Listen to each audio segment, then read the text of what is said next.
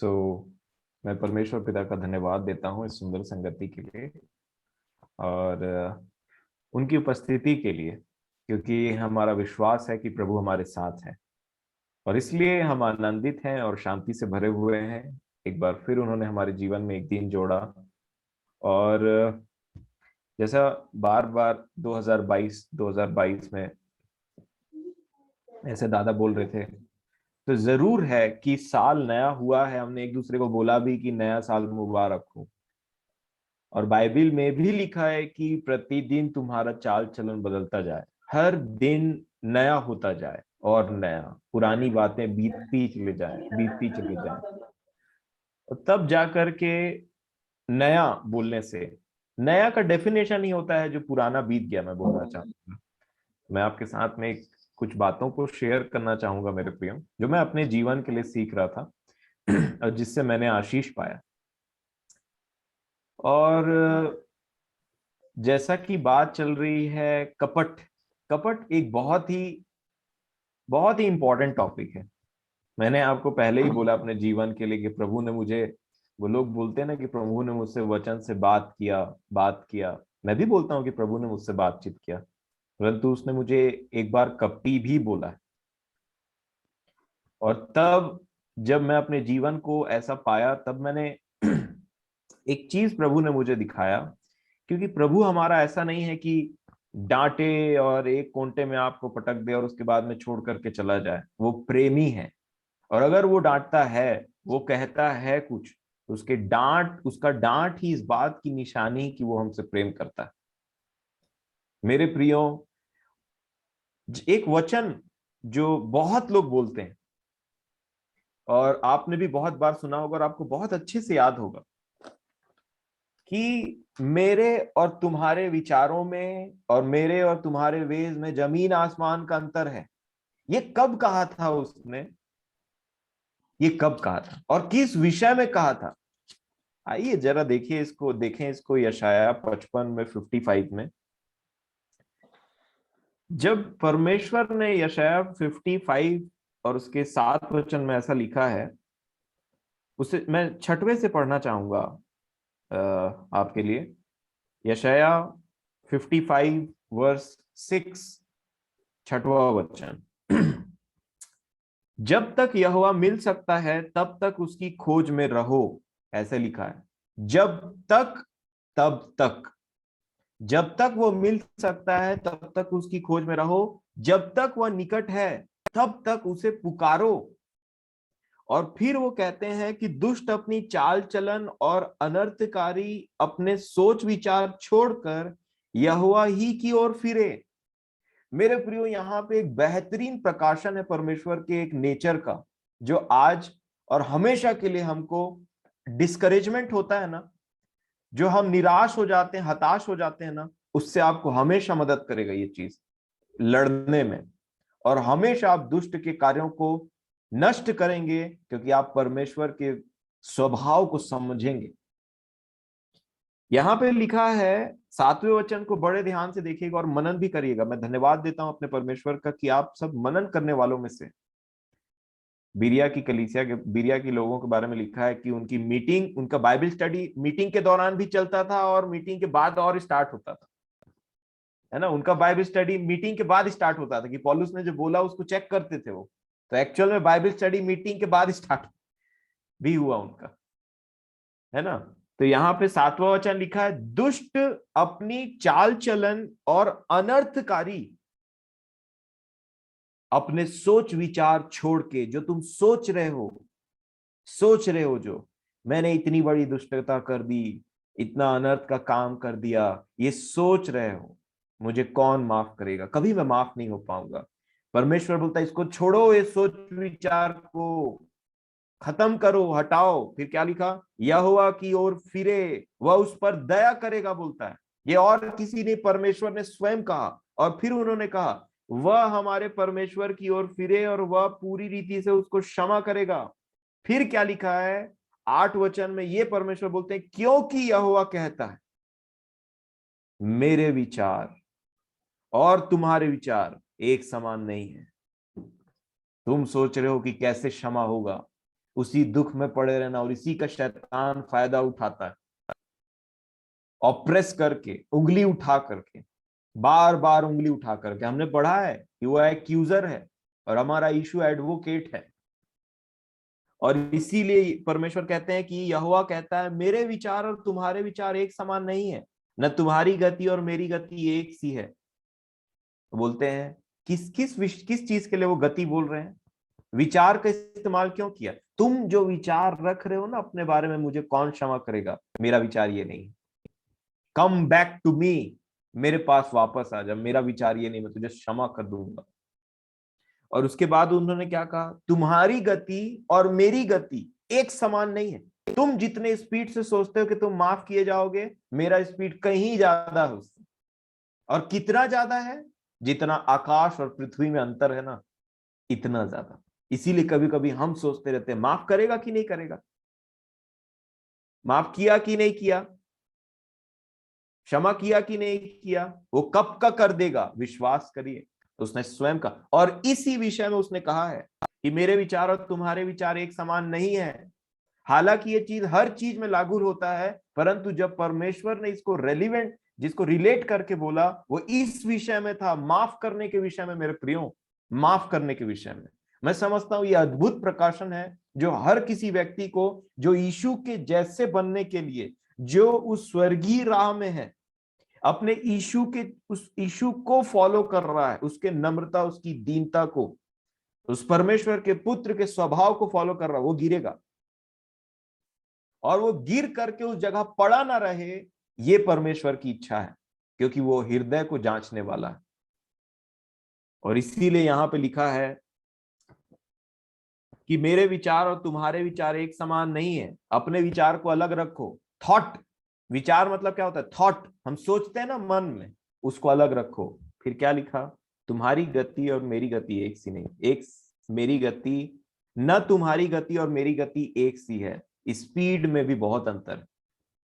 क्योंकि मेरी और तुम्हारी गति में और मेरे और तुम्हारे सोच विचारों में आकाश और पृथ्वी का अंतर है। मैं आपसे हाथ जोड़ करके निवेदन करूंगा, इस वचन को दोबारा बोलने या कहीं सुनाने या कहीं व्हाट्सएप में भेजने या कहीं भी करने से पहले इसका सही अर्थ परमेश्वर ने जिस विषय में कहा उसको आप समझ जाएंगे, तो हमारा जो डिस्करेजमेंट है ना, अब जो डिस्करेजमेंट से लड़ाई करते हैं, उसमें आपको ये बहुत मदद करेगा। क्योंकि मैं सोचता हूं परमेश्वर शायद ना 3 दिन बाद क्षमा करेगा मेरे, या 2 दिन बाद क्षमा करेगा। ये मेरे स्पीड है कि मैं इतना दिन सोचता हूँ, या मेरे से कोई गलती होगी बहुत बड़ी, तो उस वो टाइम लेगा थोड़ा, 1 हफ्ता बाद क्षमा करेगा। नहीं, मैं जो गति सोच रहा हूं, मेरे जो सोच विचार हैं, वो उसके सोच विचार से कहीं ज्यादा, बहुत अंतर है, बहुत अंतर। आकाश और पृथ्वी बोलने से आप सोच लीजिए कितना अंतर है। उसने बस एक, मैं समझता हूं हमारे समझ के लिए, क्योंकि हम उतना टाइम कोई स्पेस में तो गया नहीं था यशायाह नबी के समय में कि स्पेस में जाके देखे कि पृथ्वी के ऊपर में और क्या चीजें हैं। तो उसने हमको समझ, मनुष्य को समझाने के लिए पृथ्वी और आकाश का अंतर लिया।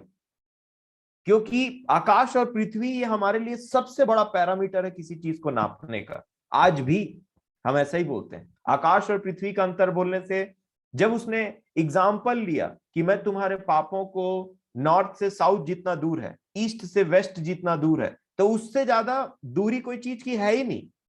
तो वो परमेश्वर एक्सट्रीम लेवल को लेकर के घर वहां बताए।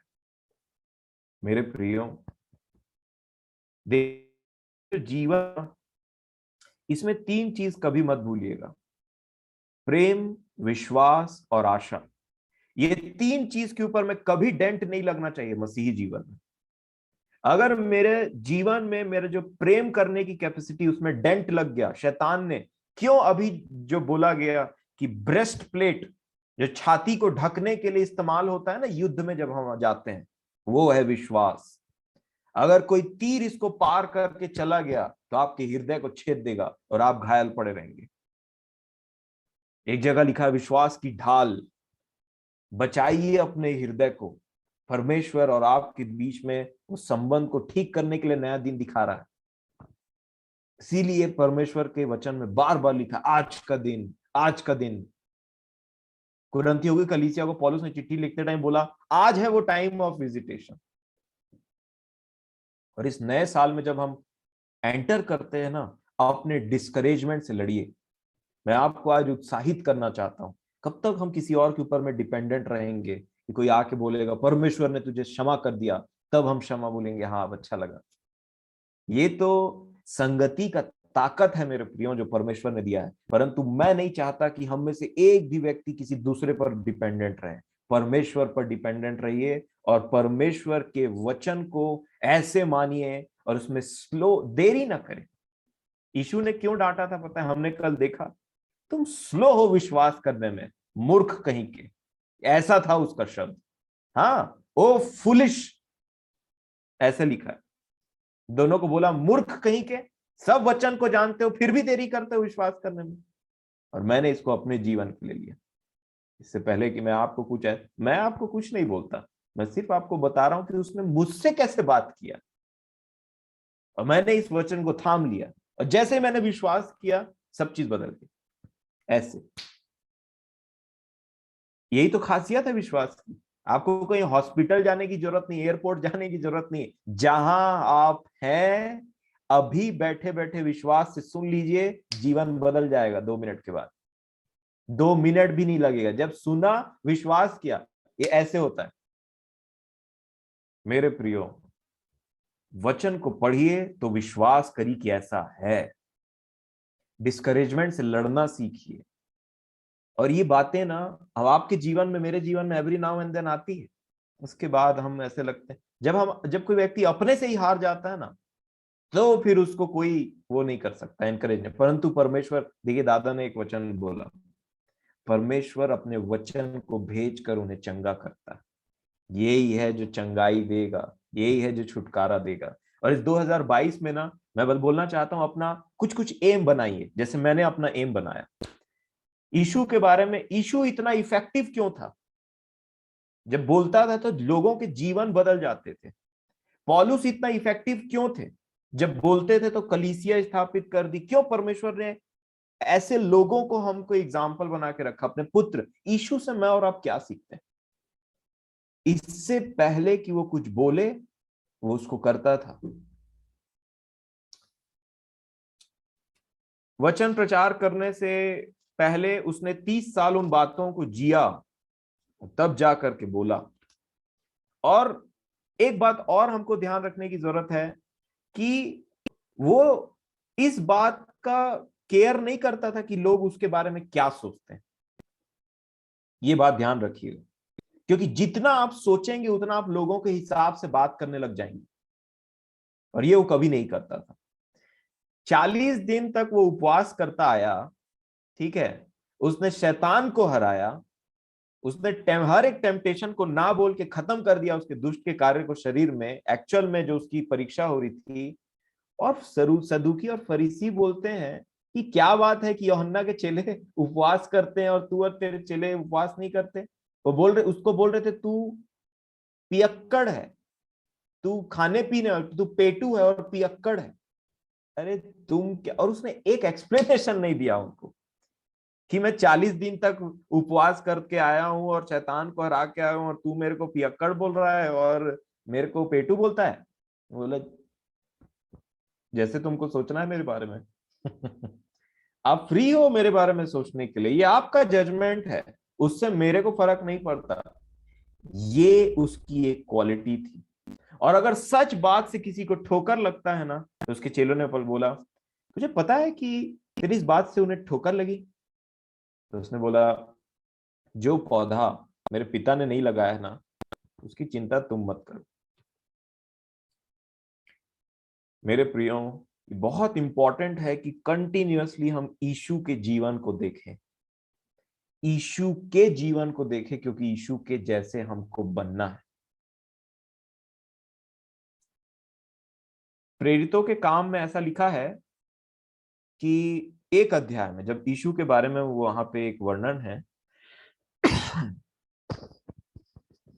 1:1 में लिखा है, हे थियोफिलुस, मैंने पहली पुस्तिका उन सब बातों के विषय में लिखी जो यीशु आराम से करता और सिखाता रहा, करता और सिखाता रहा। पहले किया फिर सिखाया। इससे पहले कि वो बोलता कि उपवास करो या इस प्रकार से तुम्हें उपवास करना चाहिए, उसने उपवास किया। सब चीजों को उसने किया और फिर एक प्रैक्टिकल सॉल्यूशन बोला। आप ये जो दो व्यक्ति थे ना, मैंने आपसे कहा था ना, इमाउस में, जो इमाउस की तरफ जो जा रहे थे, उनके बारे में पढ़िएगा। देखिए यहाँ पे एक बात लिखी लूका 24 में। यीशु को वो कैसे जानते थे, क्या नाम था यीशु का, है ना। यीशु का जब वो वर्णन करते, जब उसने पूछा कि कौन सी बातें यीशु के बारे में जरा बताना, तो वो थोड़ा, अब यीशु क्या है, मैं बोलता हूँ वो एक्टिंग कर रहे थे वहां पे। अब सब बात जान रहे हैं, अपने ही बारे में पूछ रहे हैं, बताइए। जैसे फिलिप्पुस से बोला ना कैसे किया जाए खाना खिलाने के लिए, यहाँ पे भी वो देखिए पूछ रहे हैं क्या बातें हैं जिसके विषय में तुम बात करते, और उसी के बारे में बात कर रहे थे। यीशु चेक कर रहा था कि तुम कितना अच्छे से मुझको जानते हो। ठीक है, अब जानते हो, अच्छी बात है, तुम वचन को बहुत अच्छे से जानते हो, समझते हो। उन्होंने पूरा कहानी बता दिया यीशु के बारे में। पर जब विश्वास करने के बारे में आए तो ऐसा जोर से डांटा, ऐसा लगा वो मेरे को डांट रहा है यीशु। मैंने उस चीज से मैं बहुत अपने आप को ब्लेस्ड समझा जब उसने मुझे, जब संडे के दिन ये दादा इस बात को शेयर करते, मैंने मनन किया इस विषय में। और तब मैंने एक चीज निर्णय लिया कि मैं स्लो नहीं रहूंगा विश्वास में। रियलिस्टिक तो है, मैं जानता भी हूं कई चीजों, बहुत सारी चीजों को जो प्रभु ने मुझे सिखाया, चाहे मेरे बाइबल स्टडी के द्वारा, चाहे किसी को सुनने के द्वारा, परंतु उसमें विश्वास करने में मैं स्लो नहीं रहूंगा। मैं नहीं चाहता कोई अच्छी चीज मेरे पास लेट से पहुंचे। और जो देखिए मेरे प्रिय, जो इमाउस में जो ये दो व्यक्ति थे ना, जो यीशु को जानते थे, तो किस प्रकार जानते थे, लूका 24 और उसका 19। देखिए क्या बोलते हैं, यीशु बोलते हैं उसने उनसे पूछा, है ना, यीशु के बारे में लिखा उसने उनसे पूछा दो लोगों से, कौन सी बातें, कौन यीशु। तो क्या बोलते हैं, उन्होंने उससे कहा यीशु नासरी के विषय में जो परमेश्वर और सब लोगों के निकट काम और वचन, काम और वचन। देखिए ये यीशु का एक इमेज था, है ना। क्या लिखा है, यीशु नासरी के विषय में जो परमेश्वर और सब लोगों के निकट काम और वचन में सामर्थी भविष्यवक्ता था, काम में भी और वचन में भी। ये एक गोल मेरे को और आपको सेट करना पड़ेगा। एक महान प्रचारक जिसको हम पौलुस के नाम से जानते हैं, उन्होंने जब तिमुथियुस को चिट्ठी लिखा तो एक बात बोला। अगर आप पहला तिमुथियुस उसका 4 अध्याय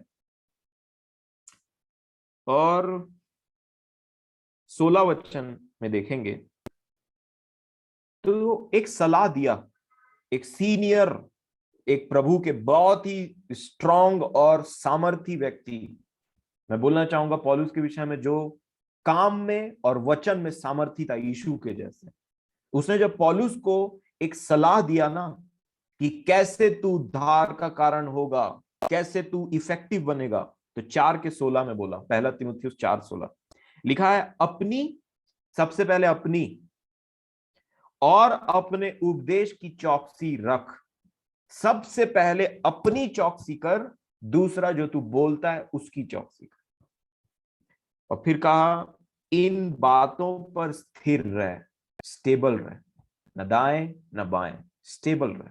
और फिर क्योंकि यदि ऐसा करता रहेगा तो तू अपने, पहले अपने, यदि तू ऐसा करते रहेगा ना कंटिन्यूअसली, तो तू पहले अपने और अपने सुनने वालों के लिए भी उद्धार का कारण होगा। चौकसी कर पहले अपनी और अपने उपदेश की।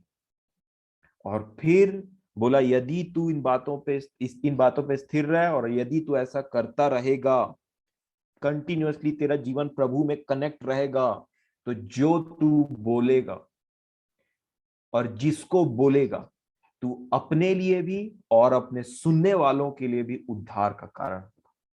ये है मेरे प्रिय, टारगेट हमारा। अगर मैं और आप प्रभु में इफेक्टिव बनना चाहते हैं, अगर वही घिसा पिटा जिंदगी जीना चाहते हैं, अपने आप को विश्वासी बोल करके और बोल करके हाँ हम प्रभु को जानते हैं और प्रभु यीशु मसीह हमारा उद्धार करता है, वो आने वाला है, और उसके 12 चेले थे, एक मर गया तो उसके बदले दूसरा आ गया, इतनी पुस्तकें हैं बाइबल में, ऐसा है वैसा है। मैं समझता हूं कि इससे जीवन को कोई लाभ नहीं है। इसीलिए जब नया साल आया है, और मैं बोलना चाहूंगा जब नया दिन दिखाया प्रभु ने, एक जील रखिए। इंतजार मत करिए कि आपको कोई आकर के सुलगाए, दूसरों को सुलगा दो। इससे पहले अगर मेरे अंदर कोई आग नहीं है तो मैं कैसे आपको आग लगा दूं, कैसे आपको वो आग बांटूं जो प्रभु के आत्मा से है। मेरे प्रियो, इस संगति जो प्रभु ने दिया है ना हमको, बहुत महत्वपूर्ण है, याद रखिएगा। और इसीलिए संगति में सामर्थ है। अकेले गीत गा लिए, वचन पढ़ लिए, या सोचे कि हम तो प्रभु में बने हुए हैं, मैं बोलना चाहूंगा ये भले आपको अच्छा लग सकता है, लेकिन ये परमेश्वर की योजना नहीं है, ये कलीसिया नहीं है।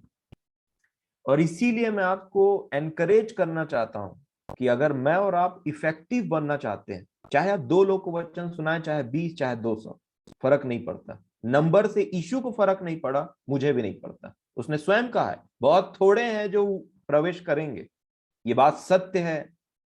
और उन थोड़े में से जब प्रभु ने बोल दिया थोड़े, तो मैं किस भीड़ के पीछे में पड़ा हूं, मैं किसका इंतजार कर रहा हूं? नहीं मेरे प्रियो, जो थोड़े हैं ना, याद रखिएगा हमेशा परमेश्वर का नजर उन थोड़ों में रहता है।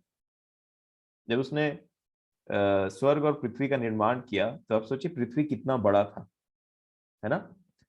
सबको बनाने के बाद में एक छोटे से जगह में अदन की वाटिका बना, उसके अंदर में आदम और हवा को रखा। मैं समझता हूं ये जो पृथ्वी में जो प्रभु के साथ जाएंगे ना, वो उतने होंगे जो अदन की वाटिका में समा जाए, बाकी पृथ्वी छूट जाएगा।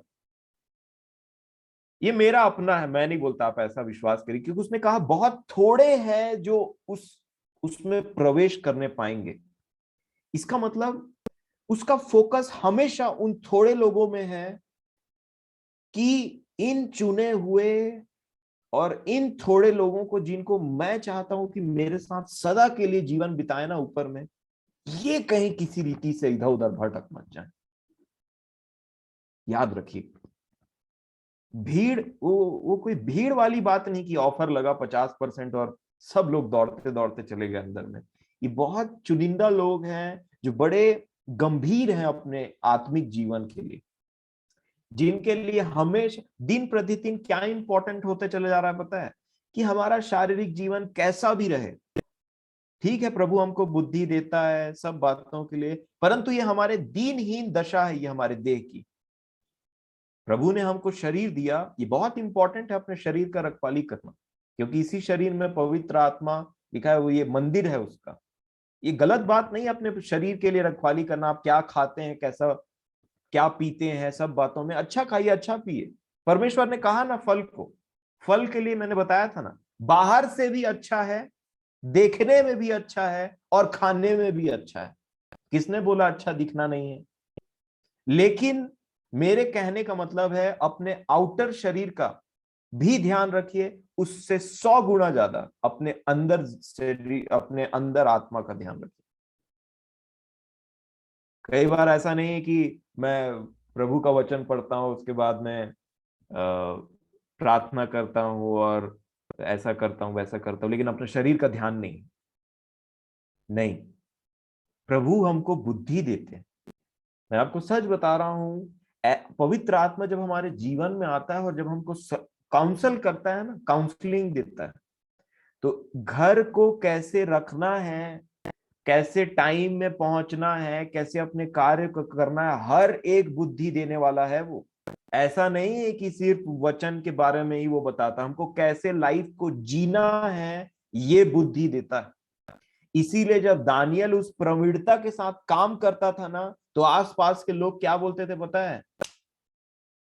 इसमें एक उत्तम आत्मा है, इसमें ईश्वरों की आत्मा है इस व्यक्ति के अंदर में, ये कोई नॉर्मल व्यक्ति नहीं है। बुलाओ दानियल को। जहां मनुष्यों की सामर्थ खत्म हो जाती है, वहां दानियल का परमेश्वर कुछ करेगा हमारे लिए। Daniel was an effective man.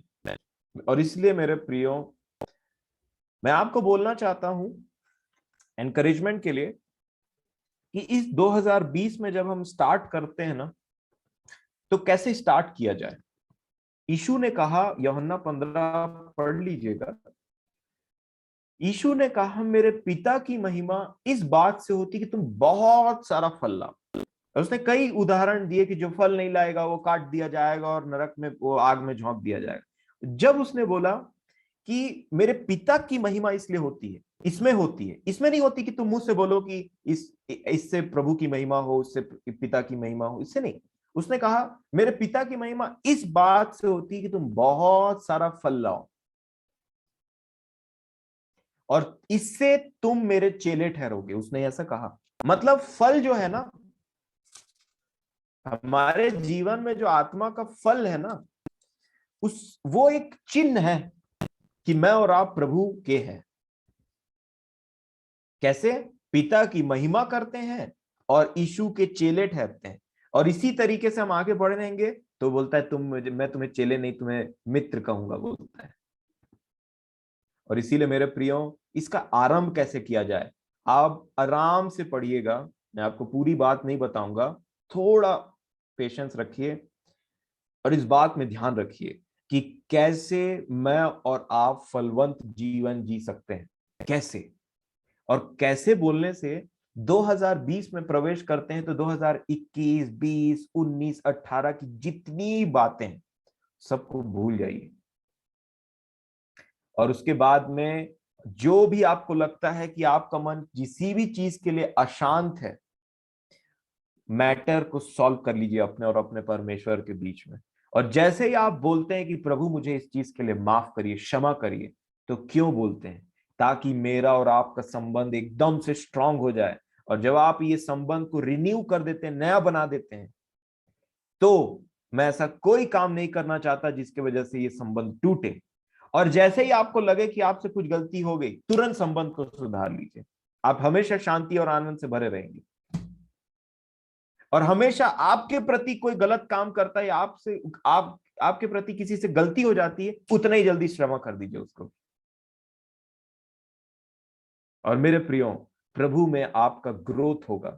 और ग्रोथ जब फलवंत कैसे होता है, आप पढ़िए आराम से, उत्पत्ति की पुस्तक 1 अध्याय आराम से पढ़िएगा। आराम से बोलने से सच में आराम से।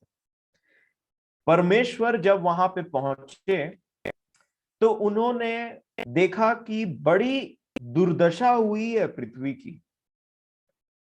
और इतनी दुर्दशा के बावजूद परमेश्वर का जो गोल था, गोल ये था कि मैं, मतलब 6वें दिन का गोल था। 7वें दिन तक का उनका प्लानिंग का था कि मैं 6 दिन तक काम करूंगा, 7वें दिन को आराम करूंगा। ये उनकी प्लानिंग थी। हम बोलते हैं ना कि प्रभु के आगमन के लिए तैयार करो अपने आप को। मैं पूछता हूं कैसे तैयार करोगे? मेरे को प्रैक्टिकल सूत्र बताओ, फॉर्मूला बताओ। तब मैंने प्रभु से पूछा और प्रभु ने मुझे इस बात का आंसर दिया कि पहली बात, हम एक फॉर्मूला याद रखें कि हमारी दशा कितनी भी बिगड़ैल कैसी भी है, परमेश्वर जब वहां पहुंचता है तो सबसे पहले वो निराश नहीं होता, वो काम करना स्टार्ट करता है। और काम करने बोलने से उसने देखा कि दुष्ट आत्माओं ने, संसार ने कैसा धूम मचा के रखा है, इसके जीवन में पूरा खराब करके रखा है। परंतु उसका प्लान सोचिए, उसका प्लान था सब काम फिनिश करके 7वें दिन में रेस्ट करूंगा। और जब परमेश्वर ने ये प्लान किया तो सबसे पहला चीज जो क्या है, वो है ज्योति। आपने सही सुना, बिना ज्योति के फल को पाना असंभव है। अगर मैं और आप फलवंत बनना चाहते हैं अपने जीवन में, तो ध्यान से इस उत्पत्ति की पुस्तक 1 अध्याय को आराम से पढ़िएगा। उसने अंधकार के उसने वो वहां पे गए और उन्होंने अंधकार को और ज्योति को अलग अलग कर दिया। और किसको बोला अच्छा है? ज्योति को। इसका मतलब इस पृथ्वी में आपके जीवन में चारों ओर अंधकार हमेशा रहेगा, याद रखिएगा। इसलिए कहीं एक्सपेक्ट मत करिए कि वो अच्छा होगा तो ऐसा होगा, ये अच्छा होगा तो ऐसा होगा। ज्योति सबसे पहले इंपॉर्टेंट है कि ये जो प्रकाश होता है ना यीशु के लिए, इसीलिए यूहन्ना ने लिखा कि वो मनुष्यों की ज्योति था, वो कलाम। उसी प्रकार ये जो वचन है वो ज्योति है, और इसमें वही ज्योति देता है, क्योंकि वही अंधकार को ज्योति में से, ज्योति को अलग अलग करता है, अंधकार को अलग और ज्योति को अलग। और जब ज्योति आता है ना हमारे जीवन में, तब परमेश्वर बोलता है कि अच्छा है। और दूसरी चीज हम क्या सीखते हैं? पहले दिन क्या किया उसने? पहले और दूसरे दिन सिर्फ सेपरेशन किया। पहले दिन ज्योति को अंधकार से अलग कर दिया, और दूसरे दिन क्या किया? आकाश को ऊपर को अलग कर दिया, ऊपर के पानी को ऊपर भेज दिया, नीचे के पानी को नीचे कर दिया। बस यही दो काम किया उसने, सेपरेशन, अलगाव। सबसे पहला फॉर्मूला है फलवंत होने का, वो है लाइट, ज्योति। और इसीलिए पौलुस बोलते हैं, अगर आप इफिसियों की पत्री को पढ़ेंगे, मैं आपके लिए पढ़ देता हूं, बट जरूर कृपया करके निकाल लीजिए उसको।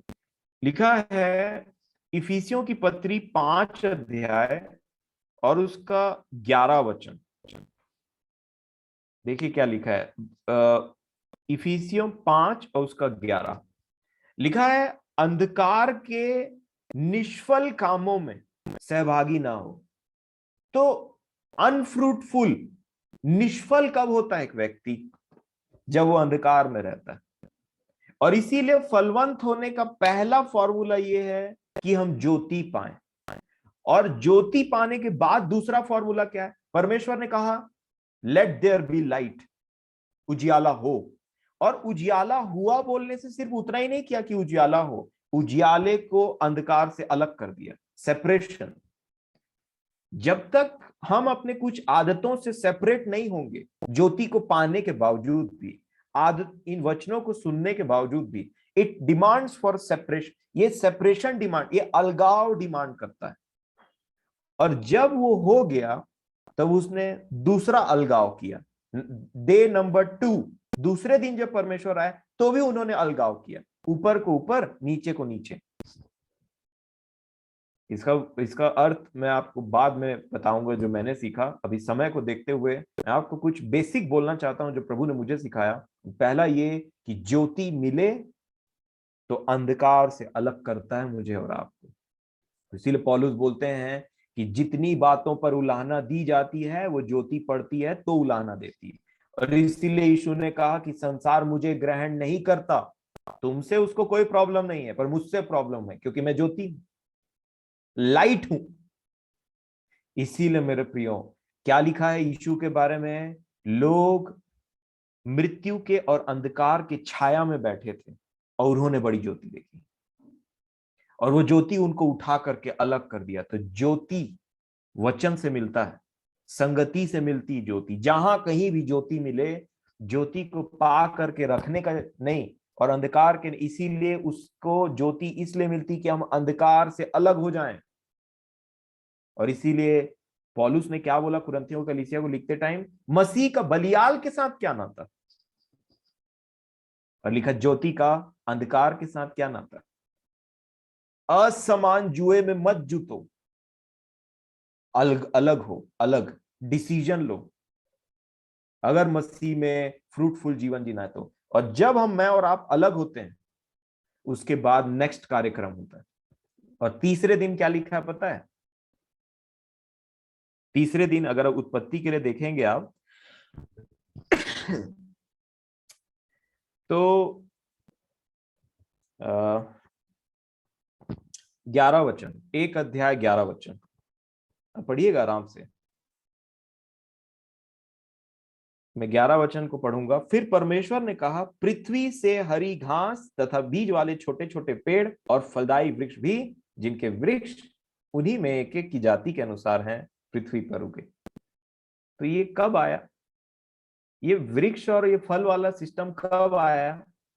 ज्योति के बाद, सेपरेशन के बाद, और दूसरा दूसरे दिन के बाद, तीसरे दिन आया, मैं बोलना चाहता हूं। और आप देखिए, ये फल का जो कार्यक्रम है हमेशा ज्योति के बाद आता है, अलगाव के बाद। अलग होइए उन संगतियों से, उन बातों से, और तब मैं और आप उस ज्योति को पाएंगे। और दूसरी बात जो मैं आपसे बोलना चाहता हूं, इस बात को आप ध्यान में रखिएगा, और वो ये है, परमेश्वर पहले दिन क्या किया, जरा बताइए तो। वो आए, कहा ज्योति उजियाला हो, उजियाला हो गया। उजियाला होने के बाद अंधकार से अलग कर दिया। ठीक है, इतना ही काम किया और बोला अच्छा है, और खुश होके वापस चले गए। कई बार मसीही जीवन में हम सोचते हैं कि एक ही दिन में ना स्वर्ग जाने का सारा काम निपटा लिया जाए, और इसीलिए दुखी रहते हैं। एक ही दिन में वो सब काम कर लिया जाए जिससे प्रभु प्रसन्न होते हैं, और इसीलिए दुखी रहते हैं। परमेश्वर को देखिए, वो कार्य कर रहे थे। वो आए, उन्होंने कहा उजियाला हो, उजियाला हो गया, उजियाले को अंधियारे से अलग कर दिया, और उसमें खुश थे, संतुष्ट थे और खुश थे। आप भी और मैं भी जब एक दिन को जीते हैं, तो प्रभु के बनाए हुए दिन में हम विश्वास से प्रवेश करें और अपने हृदय की हर वो काम करें जो हमको लगता है कि प्रभु को इससे प्रसन्नता होती है। और जब आप रात में सोते हैं या उस दिन को जी लेते हैं ना मेरे प्रियो, हमेशा खुश रहिए। लिखा है, उसने देखा और कहा अच्छा है। अब सोचिए ना, कितना काम किया उसने स्टार्टिंग पहले दिन में, कितना बड़ा काम किया। मेरे लिए तो बहुत बड़ा काम किया, बट परमेश्वर के होने के नाते उन्होंने जो कहा उजियाला हो, मैं फिर से रिपीट करता हूं, और फिर कहा कि उजियाले को अंधेरे से अलग कर दो, और बोला अच्छा है। और फिर क्या बोला? इस प्रकार पहला दिन हो गया, और परमेश्वर वापस चले गए। आपने कभी नहीं सोचा एक दिन में उसने 6 दिन का काम क्यों नहीं किया? वो तो परमेश्वर है। Step by step. और तीसरा फॉर्मूला, डेली काम करिए। प्रतिदिन का जीवन है मसीही जीवन। आज की रोटी हमें दे। 31 में लिखा है नीति वचन में, वो स्त्री बिना काम किए अपनी रोटी नहीं खाती। प्रतिदिन का जीवन मेरे प्रियो, प्रतिदिन की रोटी हमें खिलाया कर उसने कहा। लिखा, प्रतिदिन क्रूस उठा करके उसके पीछे चलो। प्रतिदिन परमेश्वर का कार्य करता है। इस प्रकार इन वचनों को आप अपने हृदयों में बसाइए, और किसी प्रकार से हमेशा परमेश्वर की ओर ताके, आप हमेशा आशीषित होंगे। प्रभु मेरी और आपकी सहायता करें इन वचनों के द्वारा। और आइए हम प्रार्थना करें इस विषय के लिए। प्रेमी परमेश्वर पिताजी, धन्यवाद देते हैं आपके इस सुंदर संगति के लिए, धन्यवाद देते हैं इन वचनों के लिए। हम पर अनुग्रह करें कि हम प्रभु यीशु मसीह के समान जीवन जीने में आप हमारी सहायता कीजिए। हमें आत्मा से परिपूर्ण करिए, और इन वचनों को जो हमने सुना उसके अनुसार जीना सिखाइए। विश्वास के साथ धन्यवाद देते हुए प्रभु यीशु मसीह के नाम से विनती मांगते हैं, आमीन।